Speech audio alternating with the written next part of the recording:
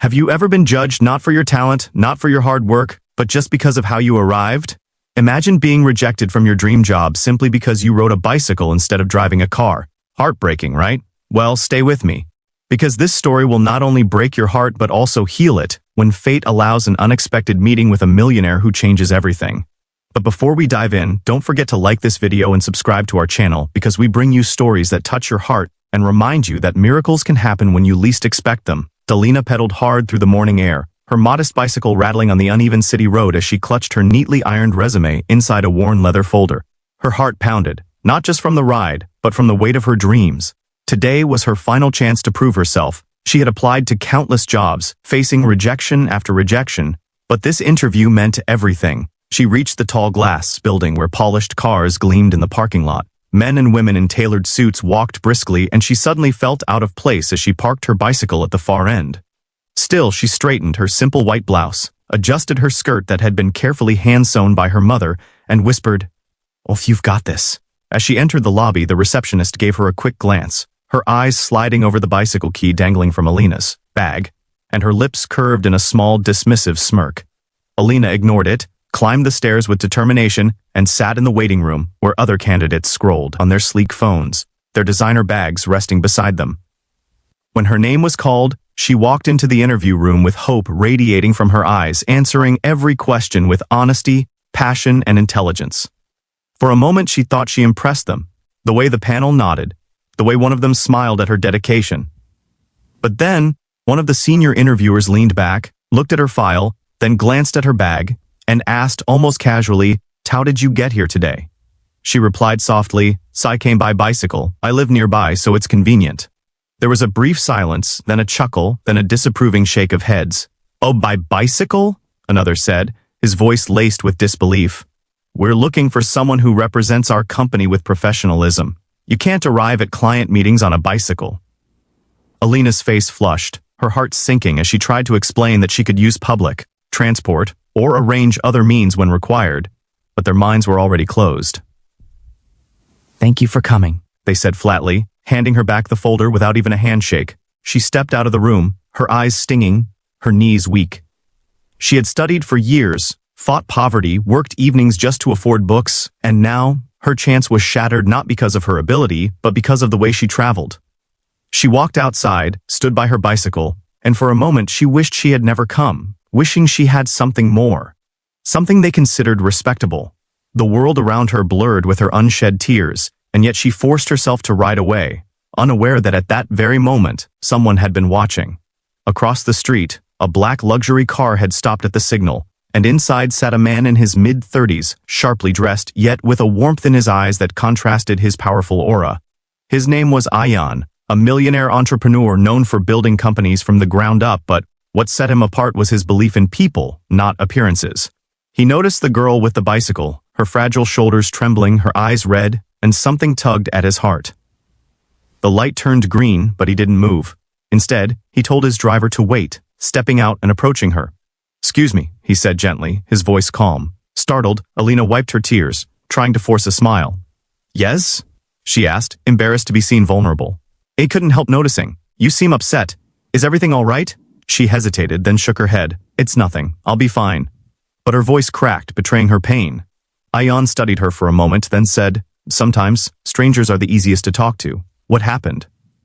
His sincerity disarmed her, and before she knew it, the story spilled out. How she had been rejected for arriving by bike, how her years of effort felt wasted, how society seemed to value cars more than character. When she finished, she looked away, ashamed of her outburst. But Ayan didn't laugh, didn't dismiss her. Instead, his eyes softened, and he said, "And do you know how I started my first company? I didn't even have a bicycle. I used to walk miles, sometimes run to meetings, because I couldn't afford the bus fare. People laughed at me too, but those who laughed, none of them are here today. And me? I built everything I have on persistence. CE, not appearances." Alina blinked at him, stunned. He smiled. "Would you be willing to meet me tomorrow at my office? I think I might have a place for someone like you, someone with fire in their heart." Her mouth fell open, uncertain whether to believe him. "But why me?" she whispered. "Because I saw strength in you," he said simply. "And because the world needs people who don't give up." The next morning, Alina arrived again by bicycle, though this time her heart carried a strange mix of nerves and hope. She stood outside a sleek glass tower, far grander than the building where she had been humiliated the day before, and wondered if this was real. Was she foolish to believe a stranger? But when she stepped inside, she was greeted warmly by a receptionist who already seemed to know her name. "Mr. Ayan is expecting you," the woman said kindly, guiding her upstairs. The office she entered was breathtaking, floor-to-ceiling windows opening to the city skyline, bookshelves lined with volumes of knowledge, and at the center, Ayan himself, standing by the desk, smiling. "Welcome, Alina," he said. "So I'm glad you came." She sat down, her palms sweating, but he immediately put her at ease. "So I asked my assistant to look into your background.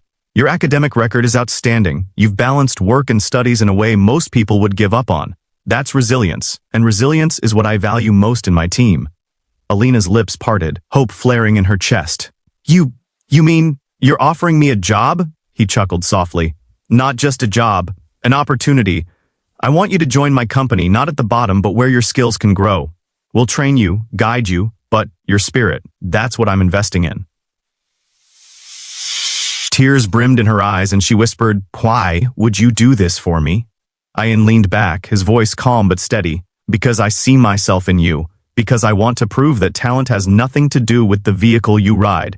And maybe because I believe that those who are overlooked by the world often have the greatest fire to succeed." For the first time in days, Alina smiled. Wide, genuine, glowing. As weeks passed, she transformed from the timid girl on the bicycle to a confident professional, her brilliance shining in projects that left even senior managers in awe. She became known for her fresh ideas, her work ethic, and the compassion she carried into every task. Yet she never forgot where she started. She still arrived by bike most days, her colleagues eventually admiring her humility rather than mocking it. One evening, as she stood outside, unlocking her bicycle after a long but fulfilling day, Ayan approached her once again. "Still riding, I see," he said with a grin. She laughed. "It's who I am." He nodded, his eyes reflecting pride. "And that's why you'll go." Alina's journey had changed not just her life, but the way those around her looked at the meaning of success. People began to whisper not about the girl on the bike, but about the girl who turned rejection into triumph, and the mentor who believed in her when no one else did. And as for Alina, she carried one truth in her heart forever, that sometimes being judged unfairly is the world's way of redirecting you to something greater. So, to all those watching this story right now, remember, your worth is not measured by the car you drive, the clothes you wear, or the way the world sees you. Your worth is in your resilience, your kindness, and your refusal to give up. And if life ever pushes you down, don't stop pedaling, because your breakthrough might be waiting just around the corner. And before you go, if this story touched your heart, don't forget to like this video and subscribe to our channel, because we have so many more stories that will inspire you, heal you, and remind you that miracles can be real, even in the most ordinary of moments. The fluorescent lights hummed their familiar tune as Marcus wiped down the mahogany table in the executive boardroom, his calloused hands moving in practiced circles. It was 11 p.m., and while the corporate warriors had long since retreated to their suburban castles, he remained, invisible, unnoticed, essential. His daughter's sketch was tucked in his shirt pocket, a crayon masterpiece of their tiny apartment that she'd drawn while waiting for him to finish his double shift. He'd promised her they'd go to the park this weekend. He'd promised her a lot of things lately. The city skyline glittered through the floor to ceiling, windows like a constellation of unfulfilled dreams. Marcus had worked at Quantum Technologies for 7 years, arriving when everyone left, leaving when the first executives trickled in with their expensive coffees and urgent phone calls.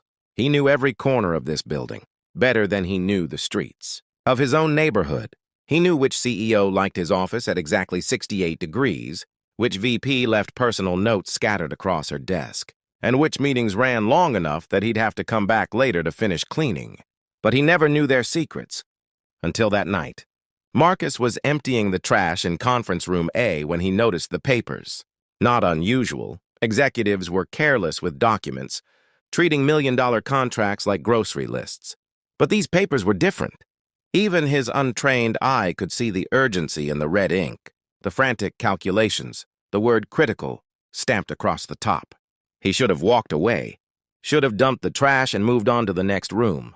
But something made him pause. Maybe it was the sketch in his pocket reminding him of his daughter's questions. "Daddy, why do you work so much?" Maybe it was exhaustion making him curious. Or maybe it was something deeper, a lifetime of being invisible finally wanting to be seen. The documents detailed a catastrophic flaw in Quantum's new satellite system, a 50 million project set to launch in 3 days. The math was complex, but the conclusion was clear. If they launched as planned, the satellites would fail within weeks. $50 million would burn up in the atmosphere, along with the company's reputation and the jobs of 3,000 employees. Marcus's hands trembled as he set down his trash bag. He thought about his daughter, about the single mothers and fathers who worked in shipping, the young graduates in marketing, the security guard who always asked about his kid. These weren't just numbers on a spreadsheet. They were people whose lives would shatter like his had when his wife passed away 3 years ago, leaving him alone with a 6-year-old and bills that never stopped coming. He pulled out the papers and studied them under the harsh lighting. The engineers had gotten tangled in complexity, their advanced degrees creating a maze of overthinking. But Marcus saw something they didn't. Years of fixing broken radiators, rewiring lamps from yard sales, and building furniture from scratch had taught him that sometimes the most complicated problems had the simplest solutions. His daughter always said he could fix anything. Could he fix this? Marcus found a blank piece of paper and began to sketch. His hands, more used to holding mops than pens, worked slowly but deliberately. He drew the satellite configuration but adjusted the angle of the solar panels. He modified the positioning sequence, using basic geometry he'd learned helping his daughter with homework. It wasn't elegant. It wasn't sophisticated. But looking at it, Marcus knew in his bones it would work. At 6 a.m., when CEO Jennifer Walsh arrived for her emergency meeting, she found Marcus waiting outside her office. He'd never spoken to her before, not really. A nod here, a good evening there, always with his eyes down, always deferring to his place in the hierarchy of worth. "Mr. Chen wants his office cooler," she'd once said, walking past him without breaking stride. But now Marcus stood tall, his uniform wrinkled from the long night, his eyes red from exhaustion, holding papers that could either save the company or get him fired for snooping. "Ma'am, I need 5 minutes," he said, his voice steady despite his hammering heart.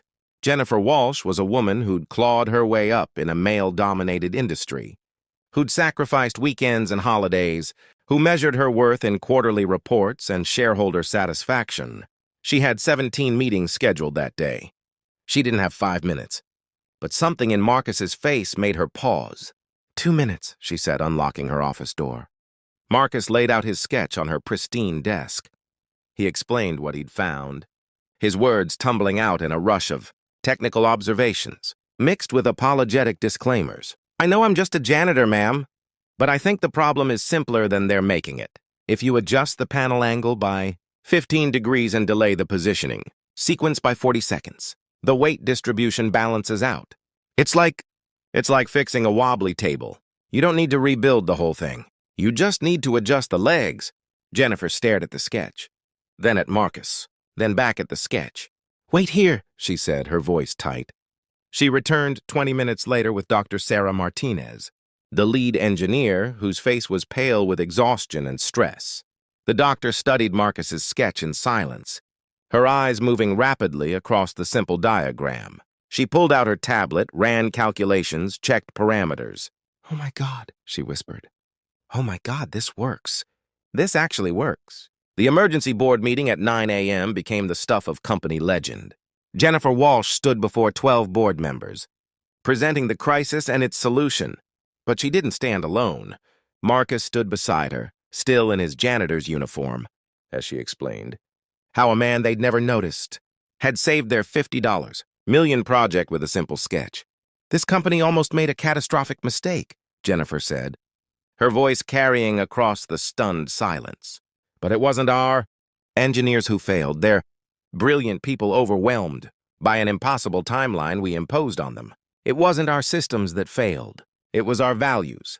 We failed because we created a culture where brilliance is only recognized when it comes from expected places, where we value credentials over insight, where we walk past people every single day without seeing their humanity, let alone their potential." She turned to Marcus, her eyes bright with unshed tears. Mr. Thompson has worked in this building for 7 years.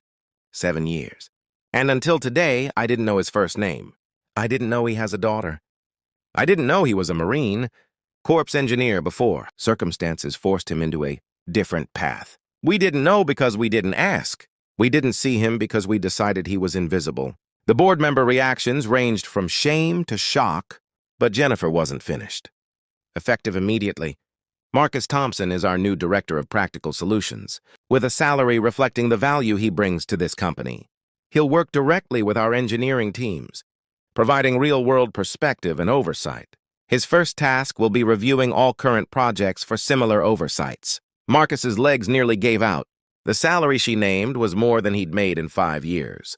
It meant his daughter could have new shoes, could join the soccer team, could go to the park whenever she wanted because he'd actually be home before dark. But Jennifer held up her hand. She wasn't done. Furthermore, we're establishing the Thompson Fellowship, a program to identify talent in unconventional places. Janitors, security guards, cafeteria workers, anyone in this building who has ideas, insights, or innovations. We almost lost everything because we stopped listening. That ends today. The satellite system launched successfully 3 days later, adjusted according to Marcus's specifications. It would go on to function flawlessly for 15 years, generating over $300 million in revenue. But the real transformation happened in the quiet moments that followed. Marcus eating lunch in the executive cafeteria, sharing stories about his daughter with engineers, who'd finally learned to listen. The former security guard, who used the Thompson Fellowship to design a revolutionary safety protocol. The cleaning crew member whose organizational system was adopted company-wide, saving millions in efficiency gains. 6 months later, at the company's annual gala, Marcus stood on stage receiving the Innovation Award. His daughter sat in the front row, wearing a new dress, her face glowing with pride. Jennifer Walsh handed him the crystal trophy, but then did something that made the entire ballroom fall silent. She bowed. A slight bow, respectful and genuine, from a CEO to the man who'd reminded her what leadership really meant. "Thank you," she said simply, "for seeing what we couldn't, for caring when you had every reason not to, for proving that wisdom doesn't require a corner office, and courage doesn't need a title." Marcus looked out at the sea of faces, faces that now saw him, really saw him. He thought about the sketch still tucked in his wallet, his daughter's crayon drawing of their apartment. She'd added something new to it recently, a sun rising over the building, bright yellow with the words "My Daddy," written in her careful 6-year-old handwriting. "I just did what anyone would do," Marcus said softly into the microphone. "I saw people who needed help, and I knew how to help them. That's not innovation. That's just being human." But in a world that had forgotten how to value humanity over hierarchy, how to recognize worth beyond wealth, how to see the invisible people who keep everything running, it was revolutionary. And it changed everything. The limousine idled outside the restaurant like a sleek predator, and inside it, Marcus Chen was already regretting everything. He stared at his phone, thumb hovering over the cancel button for the 3rd time in 10 minutes. 42 years old. Net worth somewhere north of $3 billion. Featured on magazine covers, invited to speak at economic forums. And here he was, about to walk into another blind date arranged by his well-meaning but relentless assistant, because apparently running a multinational tech empire wasn't enough to convince people. He was fine being alone. "This is the last one," he muttered to himself, pocketing the phone. The absolute last one. Marcus had built his fortune on algorithms and data, on predictable patterns and calculated risks. Romance, he'd discovered, followed no algorithm. 3 failed engagements had taught him that wealthy men attracted a certain type of attention, and genuine connection was buried somewhere beneath the interest in private jets and oceanfront properties. After the last disaster, when he'd caught his fiancée texting her friends about which European city they should visit on his dime, he'd sworn off dating entirely. But Margaret, his assistant of 15 years, had worn him down with her persistent belief that there was someone out there who would see past the bank account. "Just one more," she'd pleaded. "Sarah comes highly recommended." She's a paralegal, completely self-sufficient, not interested in your money at all.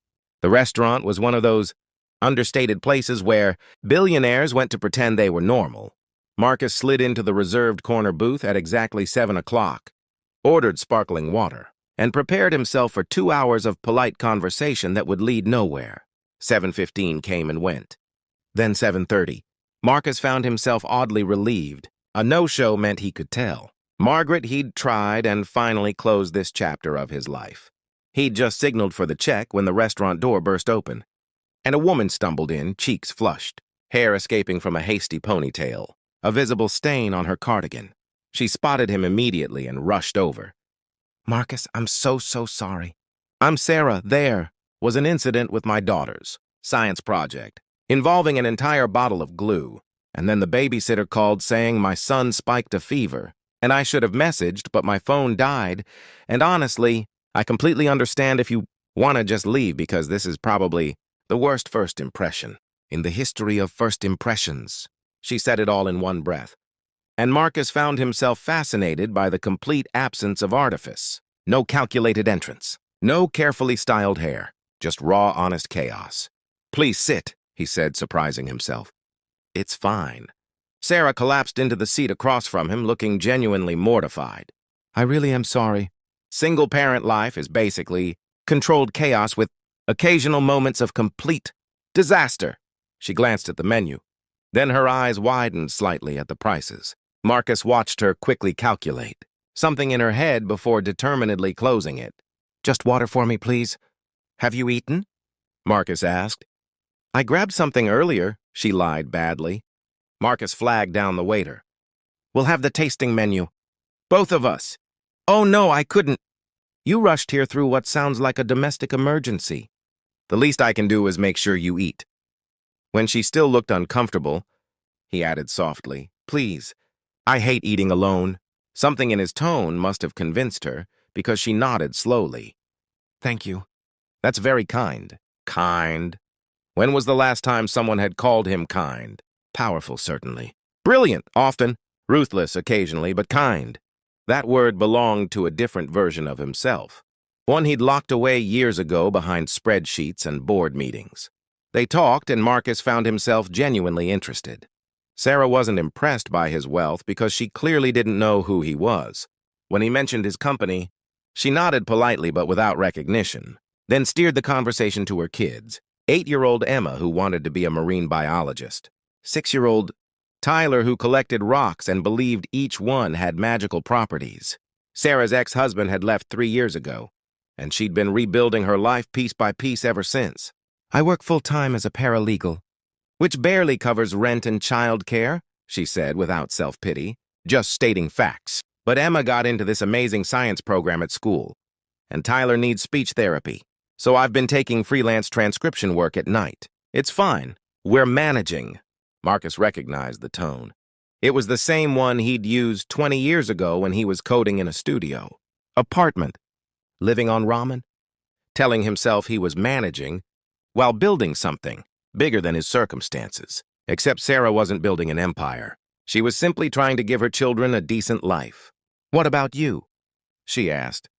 "Margaret mentioned you work in tech, but she was oddly secretive about details. Are you like in witness protection or something?" Marcus laughed, actually laughed. "Something like that." The evening evaporated. They talked about books, about Sarah's dream of finishing her law degree someday, about Marcus's love of classical music that he never had time for anymore. At some point, Sarah's phone charged enough to buzz back to life, and she glanced at it anxiously. "The babysitter says Tyler's fever broke," she said with visible relief. Then she saw the time. "Oh my God, it's almost 11. I've been keeping you here for hours." "I haven't noticed," Marcus said truthfully. Outside, Sarah declined his offer of a ride, insisting the bus stop was just 2 blocks away. Marcus watched her go. This woman in her stained cardigan who'd somehow made him feel more like himself than he had in years. He should have let it end there. A pleasant evening, a reminder that decent people existed, then back to his carefully constructed life. But the next morning, Marcus found himself thinking about Emma's science program and Tyler's speech therapy. He made a single phone call. 2 weeks later, Sarah called him, her voice shaking. "Marcus, I don't understand." "My kid's school called. Someone set up anonymous scholarships. for both Emma and Tyler. Full coverage for Emma's science program and Tyler's therapy. They won't tell me who, but the timing right after our date, and I just thought maybe you might know something about this." Marcus kept his voice neutral. "That's wonderful news, Sarah. Your kids deserve every opportunity." "Marcus, did you—" Her voice cracked. "I can't accept this. It's too much." "I didn't do anything," he said, which was technically true. He'd had his foundation's education director do it. But whoever did probably saw two kids who deserved a chance and a mother working herself to exhaustion to provide it. Maybe just accept that sometimes good things happen. She was crying now, trying to hide it. "I don't know how to thank whoever did this." "Pass it forward," Marcus said. "Someday when you're able, help someone else." He'd meant to leave it at that. But Sarah kept texting, sharing photos of Emma's science fair project and Tyler's progress in therapy. Marcus found himself looking forward to those messages more than quarterly earnings reports. They met for coffee, then dinner again, this time with the kids. Emma grilled him about marine ecosystems, and Tyler showed him his rock collection, with such earnest pride that Marcus felt something crack open in his chest. 3 months after that chaotic first date, Marcus sat in his office overlooking the city, staring at the contract his lawyers had just delivered. A hostile takeover attempt. The company he'd built from nothing was under attack, and the next 6 months would be a brutal fight that would consume every waking hour. He picked up his phone to text Sarah, to tell her he couldn't see her for a while, that the timing was wrong, that his life was too complicated. But instead, he found himself typing, "Can I come over tonight? I could use a friend." She responded immediately, "Door's always open." Tyler insists on showing you his new rocks. That night, sitting on Sarah's worn couch in her modest apartment, Tyler carefully explaining the difference between quartz and fool's gold while Emma worked on homework at the kitchen table. Marcus realized something profound. He'd spent 20 years building an empire, measuring success in stock prices and market share, but he'd never felt wealthier than he did right now. In this small space filled with mismatched furniture and children's laughter. "You okay?" Sarah asked softly, settling beside him after putting the kids to bed. Marcus turned to her, this woman who'd stumbled into his life by accident, who'd never wanted anything from him except his time and genuine presence. "I think I've been looking at everything wrong," he said. "I thought success meant building something so big it couldn't be touched. But maybe it just means building something real." Sarah smiled, taking his hand. "For what it's worth, I think you're pretty successful at being human. That seems more important than whatever else you're building." The takeover battle was brutal. But for the first time in his career, Marcus left the office at reasonable hours. He attended Emma's science fair. He cheered at Tyler's speech therapy graduation. He showed up, consistently and without fanfare, becoming a constant in their lives. And somewhere in those ordinary moments, sharing pizza on Friday, nights and helping with homework and listening to Tyler's increasingly elaborate rock theories, Marcus discovered what all his billions had never bought him. A family not bound by blood but by choice, by showing up, by loving without condition. 6 months later, when the takeover was defeated and his company stronger than ever, Marcus made an announcement that shocked the business world. He was stepping back, appointing a CEO, restructuring his time, because he'd finally learned that the best algorithm was love. The greatest return on investment was measured in moments, not money and the woman, who'd arrived late to a blind date with glue on her cardigan had taught him the most valuable lesson of all. That true wealth was measured in who you came home to, not what you'd built. The fluorescent lights of the community center cast harsh shadows across Marcus Webb's face as he stood backstage, his heart hammering against his ribs. He could hear the auctioneer's voice rising and falling like waves, punctuated by bursts of laughter and applause. In his pocket, his phone buzzed again. Another notification from the bank about his overdue mortgage payment. His mother's medical bills sat in a folder in his car, each one a reminder that he was drowning, that no matter how hard he worked at the construction site during the day and drove for rideshare at night, it would never be enough. And now, here he was, about to be auctioned off like a prize cow at a county fair, all because his best friend convinced him it would be fun. And for charity. Marcus closed his eyes and whispered, a prayer he wasn't sure anyone was listening to anymore. 3 weeks earlier, Marcus had laughed so hard he'd nearly spit out his coffee when Danny pitched the idea. They were sitting in their usual booth at Mel's Diner, the place where they'd been meeting every Tuesday morning for the past 15 years, ever since high school. A bachelor auction? Marcus shook his head, grinning. Man, you've lost your mind. Come on, Danny urged, leaning forward with that infectious enthusiasm that had gotten them both into trouble more times than Marcus could count. It's for the children's hospital. They're trying to raise money for a new pediatric wing. All you gotta do is dress up nice. Stand on stage for 5 minutes and let some nice lady buy a dinner date with you. It's harmless. It's humiliating, Marcus countered. But his smile faded as he thought about the children's hospital. His younger sister had spent 3 months there when she was 8, battling leukemia. The nurses had been angels. The doctors had saved her life. And the whole experience had left an indelible mark on their family. Please, Marcus, Danny said, his tone shifting to something more serious. You know what that place means to this community. And honestly, everyone who knows you knows you're one of the good ones. You volunteer at the soup kitchen. You helped rebuild Mrs. Patterson's fence after the storm. You're always the first one to help and the last one to ask for anything.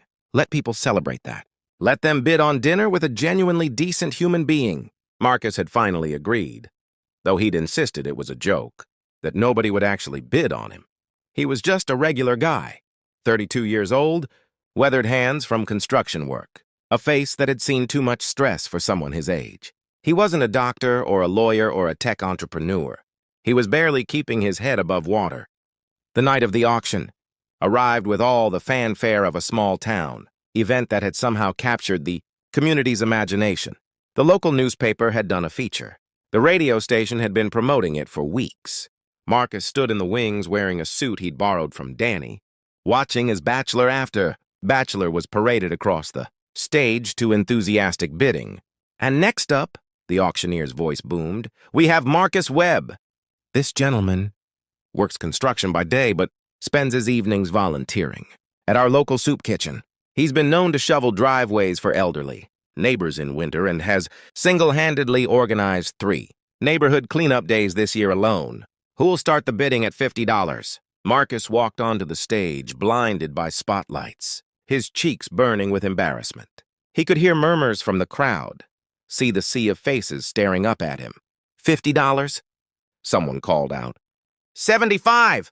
Another voice chimed in. The bidding climbed slowly. 100, 150, 200. Marcus tried to smile, tried to look grateful, but all he could think about was how surreal this all felt. How strange it was to stand here being evaluated like merchandise while his entire life was falling apart. Behind the scenes. Then, just as the auctioneer was about to bring down his gavel at $350, a clear voice rang out from the back of the room. $1. The entire auditorium fell silent. Marcus squinted against the lights, trying to see who had spoken. The auctioneer looked confused. I'm sorry, miss, but the current bid is $350. Did you mean?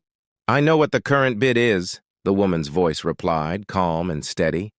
I'm offering $1, and I'd like to invoke the charity clause. Marcus had no idea what that meant, but the auctioneer's face had gone pale.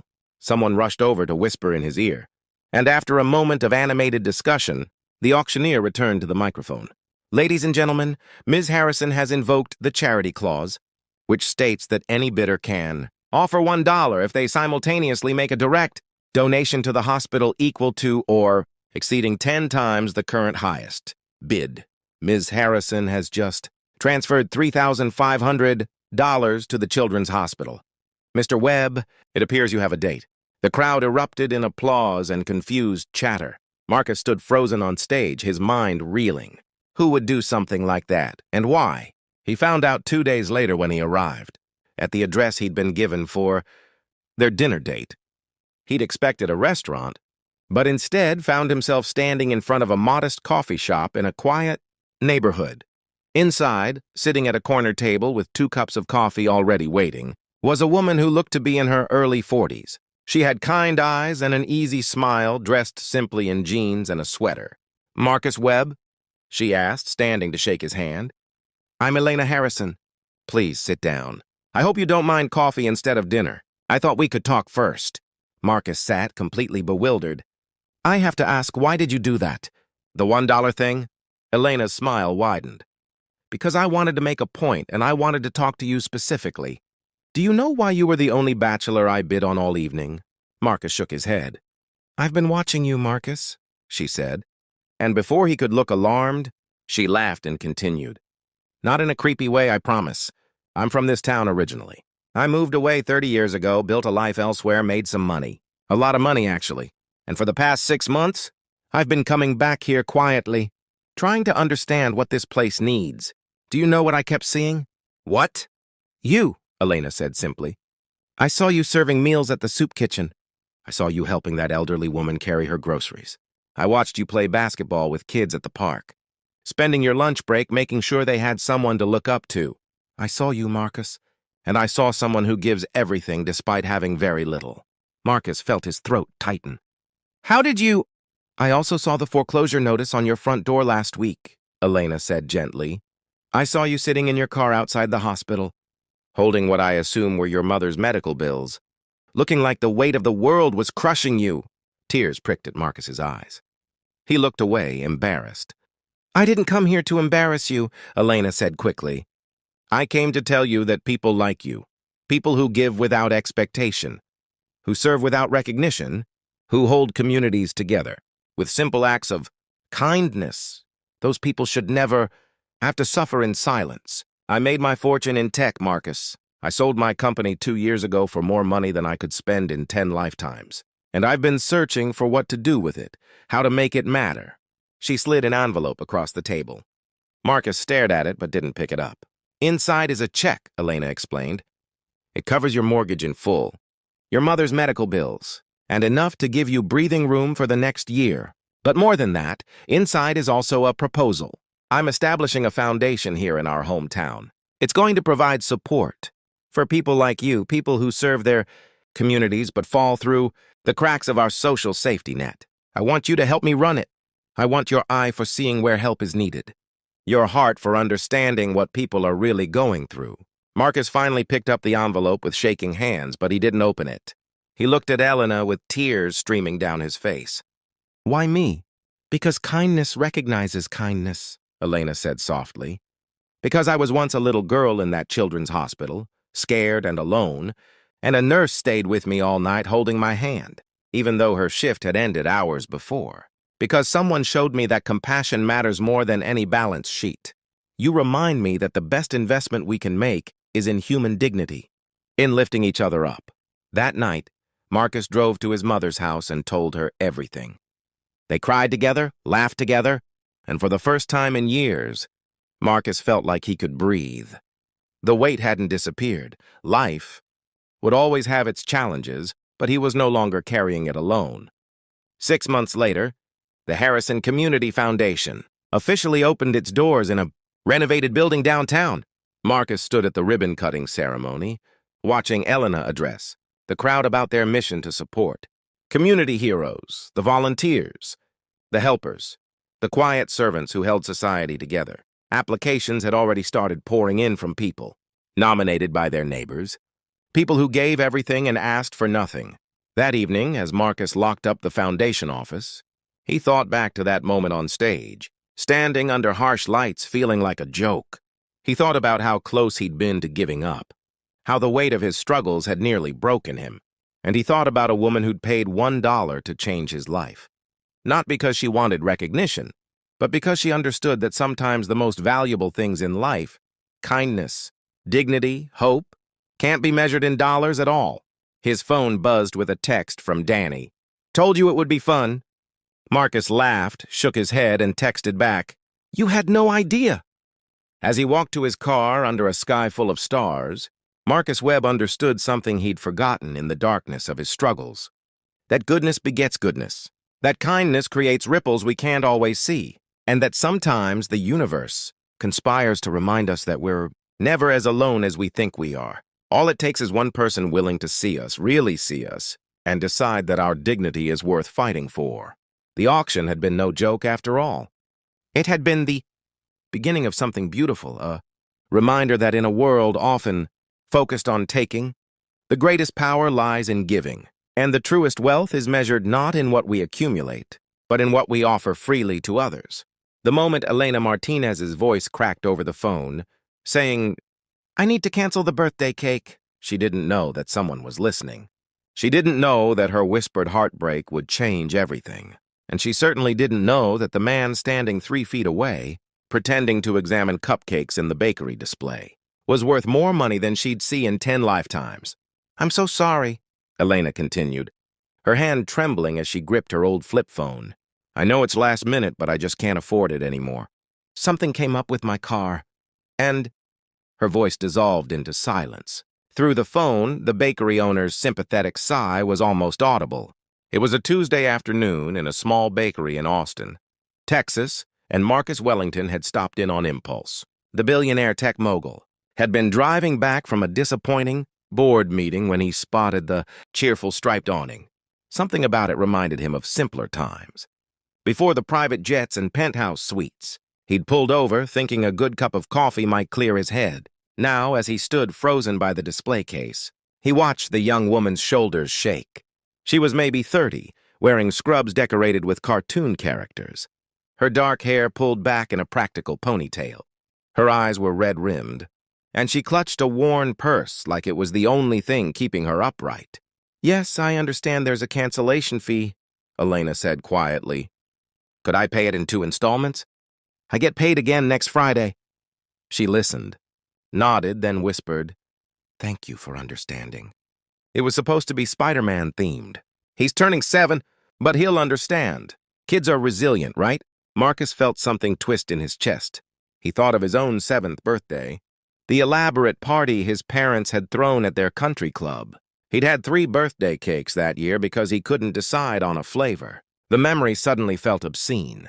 Elena ended the call and stood there for a moment, staring at nothing. Then she straightened her shoulders, wiped her eyes with the heel of her hand, and walked toward the exit. Marcus found himself moving before he could think. "Excuse me," he said. She turned, startled.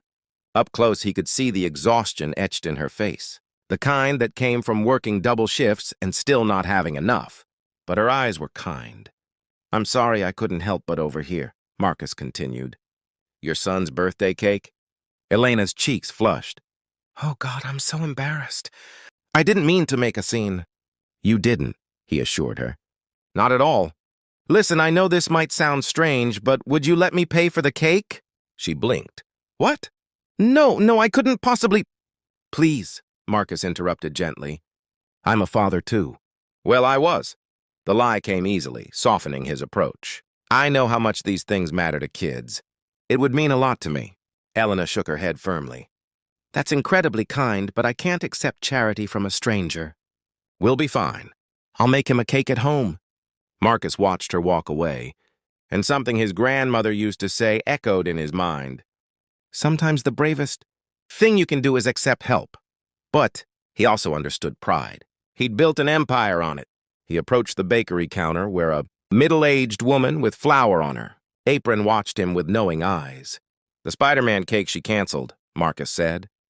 "I'd like to pay for it. Actually, I'd like to upgrade it. Your best work. And I need you to tell her there was a mistake with the cancellation fee, that it's been waived and the cake is paid for." The baker smiled. "She won't accept it if she knows it's charity. Then tell her it's a birthday program the bakery runs. Tell her she was randomly selected. Tell her whatever you need to. Just make sure that little boy gets his cake." The woman studied him. "Who are you?" "Just someone who can help. And I'd like to do more."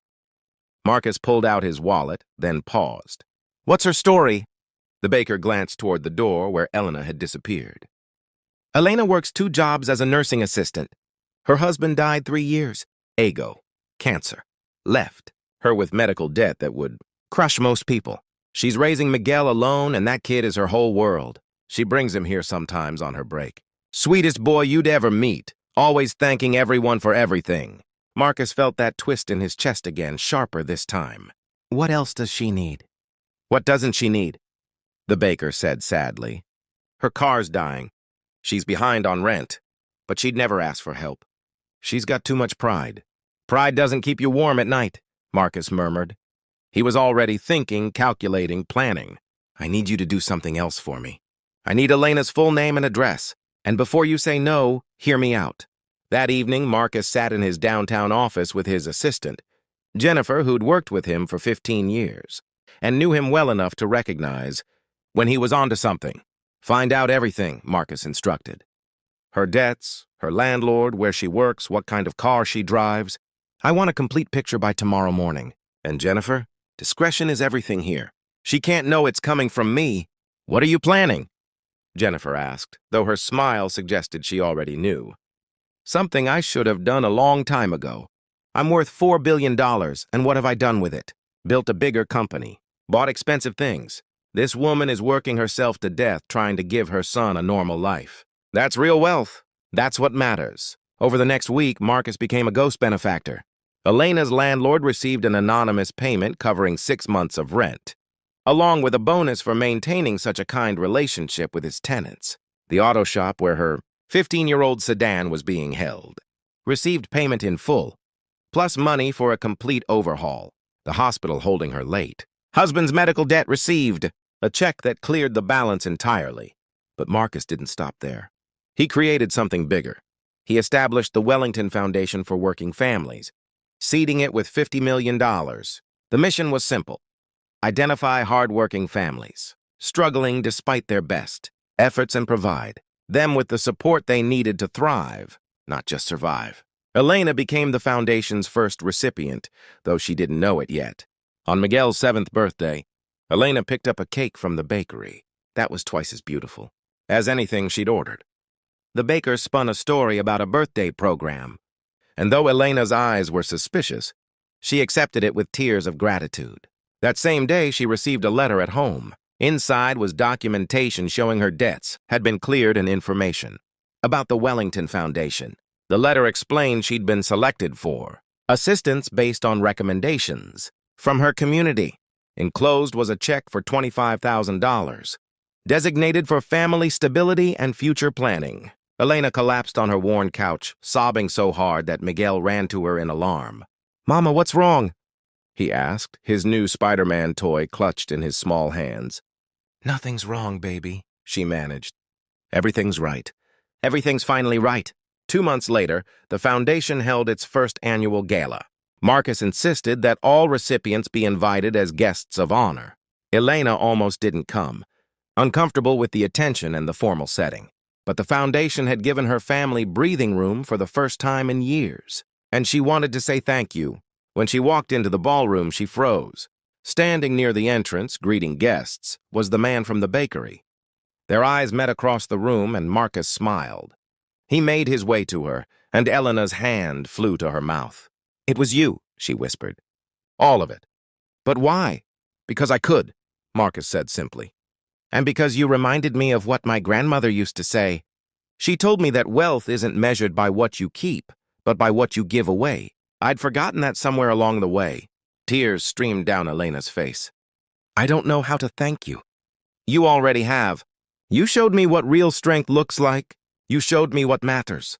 He paused, then added, "The foundation is going to help 1,000 families this year.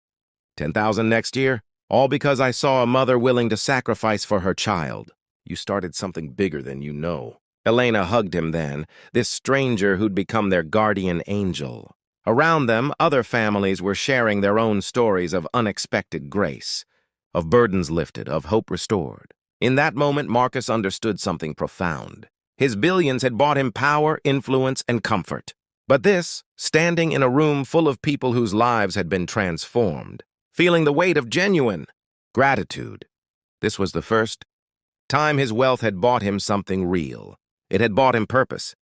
Miguel tugged on his mother's dress. "Mama, is this the cake man?"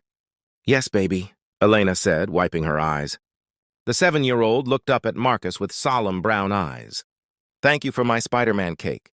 It was the best cake ever. Mama says you helped us a lot." Marcus crouched down to the boy's level, and for the first time in years, felt tears in his own eyes. "You're very welcome, Miguel. You've got a pretty amazing mom." "I know," Miguel said seriously. "She's a superhero. But I think maybe you are too." As Marcus watched Elena and Miguel walk away, hand in hand, he realized the truth in those innocent words. He'd spent his life building an empire, chasing success, accumulating more money than he could ever spend. But it took a struggling single mother canceling her son's birthday cake to teach him what it really meant to be rich. Sometimes the smallest acts of kindness create the biggest ripples. Sometimes a whispered phone call in a bakery can change the world. And sometimes being a hero isn't about having superpowers. It's simply about having the courage to care.